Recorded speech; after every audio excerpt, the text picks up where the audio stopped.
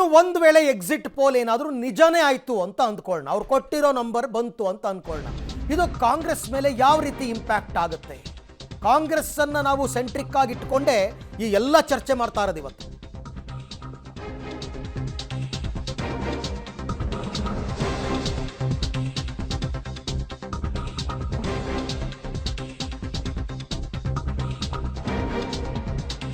Exit poll ಏನಾದರೂ ನಿಜ ಆದರೆ ಕಾಂಗ್ರೆಸ್ ಮೇಲೆ ಇಂಪ್ಯಾಕ್ಟ್ ಆಗುತ್ತಾ ಅಂತಕ್ಕಂಥ ಪ್ರಶ್ನೆ.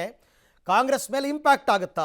ನ್ಯಾಷನಲ್ ಇಶ್ಯೂ ಎಂಬ ಕಾರಣಕ್ಕೆ ರಾಜ್ಯ ಕಾಂಗ್ರೆಸ್ ಮೇಲೆ ಪರಿಣಾಮ ಏನು ಬೀರಲ್ವಾ? ಬೀರುತ್ತೆ ಅಂತ ಹೇಳ್ತಾ ಇದ್ದಾರೆ ಎಲ್ಲರೂ ಕೂಡ. ಫಲಿತಾಂಶ ಏನೇ ಆದರೂ ರಾಜ್ಯದಲ್ಲಿ ಈಗಿರೋ ಹಾಗೇನೆ ಕಾಂಗ್ರೆಸ್ ಮುಂದುವರಿಯುತ್ತಾ? ಕೆಪಿಸಿಸಿ ಅಧ್ಯಕ್ಷರ ಬದಲಾವಣೆ ಅಂತಾರೆ, CM ಕುರ್ಚಿ ಇಂಪ್ಯಾಕ್ಟ್ ಏನು ಅಂತಾರೆ. ಕೆಪಿಸಿಸಿ ಅಧ್ಯಕ್ಷ ಸ್ಥಾನ ಬದಲಾವಣೆಯನ್ನು ಸೂಕ್ಷ್ಮವಾಗಿ ಈಗಾಗಲೇ DK ಶಿವಕುಮಾರ್ ಪ್ರಸ್ತಾಪ ಮಾಡಿದ್ದಾರೆ.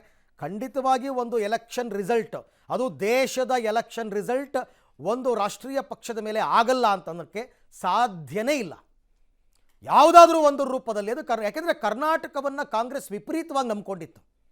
ಕರ್ನಾಟಕದಲ್ಲಿ ಕನಿಷ್ಠ ಒಂದು 20 ಸೀಟ್ ಗೆದ್ದುಬಿಟ್ಟು ದಕ್ಷಿಣ ಭಾರತ ಟೋಟಲ್ ಒಂದು 50-60 ಸೀಟ್ ಗೆದ್ದುಬಿಟ್ರೆ ಇವರು 100ರ ಒಂದು ನಂಬರ್ ಏನು ಇಟ್ಕೊಂಡಿದ್ರಲ್ಲ ಟಾರ್ಗೆಟ್ಟು, ಆ 100ರನ್ನು ಇವರು ರೀಚ್ ಆಗ್ತೀವಿ ಅಂತ ಆಸೆ ಇತ್ತು. ಆದರೆ ಕರ್ನಾಟಕ ಆಡಳಿತಾರೂಢ ಪಕ್ಷ ಇರತಕ್ಕಂಥ ರಾಜ್ಯನೇ ಕೈ ಕೊಟ್ಟರೆ ಹೆಂಗೆ?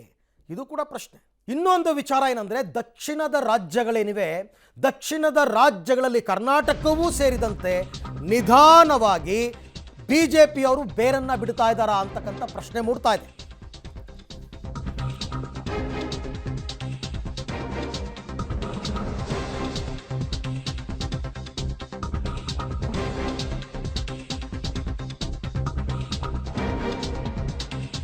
ಎಕ್ಸಿಟ್ ಪೋಲ್ನಲ್ಲಿ ದಕ್ಷಿಣದ ರಾಜ್ಯಗಳಲ್ಲಿ ತೆಲಂಗಾಣ, ಆಂಧ್ರ, ಕರ್ನಾಟಕ, ಕೇರಳ, ತಮಿಳುನಾಡು ಎಲ್ಲ ಕಡೆ BJP ಅವರು ನಂಬರ್ಸ್ ತಗೋತಾರೆ ಅಂತ ಇದ್ದಾರೆ. NDA ನಂಬರ್ಸ್ ಬಗ್ಗೆ ಕಾಂಗ್ರೆಸ್ಗೆ ಅನುಮಾನ ಇದೆ. ರಾಜ್ಯ ನಾಯಕರಿಂದ ಮತ್ತೊಮ್ಮೆ ಮಾಹಿತಿ ಪಡೆದಿದೆ ಹೈಕಮಾಂಡ್. ವಿಡಿಯೋ ಕಾನ್ಫರೆನ್ಸ್ ಮೂಲಕ ಸಭೆ ನಡೆಸಿ ಮಾಹಿತಿಯನ್ನು ಖರ್ಗೆ ಮತ್ತು ರಾಹುಲ್ ಗಾಂಧಿ ಅವರು ಪಡ್ಕೊಂಡಿದ್ದಾರೆ.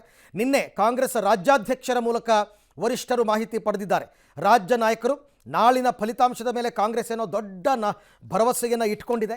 ಆದರೆ ಎಕ್ಸಿಟ್ ಪೋಲ್ಗಳು ಅವರಿಗೆ ತುಂಬ ನಿರಾಸೆ ಮಾಡಿಬಿಟ್ಟಿದೆ. 2 ಅಂಕಿ ದಾಟಲ್ಲ. ತೆಲಂಗಾಣದಲ್ಲಿ BJP ಸಂಖ್ಯೆಯನ್ನು ನೋಡಿ ಕೈ ನಾಯಕರೇ ಶಾಕ್ ಆಗಿದ್ದಾರೆ.